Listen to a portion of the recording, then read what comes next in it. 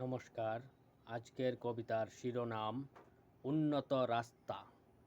গ্রামের বাড়ি হইতে শহর অবধি সকল রাস্তা পাকা সারি সারি।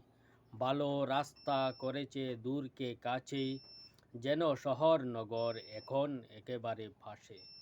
রাস্তাঘাটের উন্নয়নে বাণিজ্যের প্রসার, প্রয়োজনের সামগ্রী অনলাইনে বাড়ির দরজায়।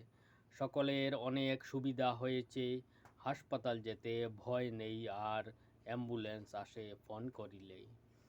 আগে যেসব স্থান অনেক দূর মনে হতো, এখন সেখানে যেতে লাগে ঘন্টা কয়েক মাত্র।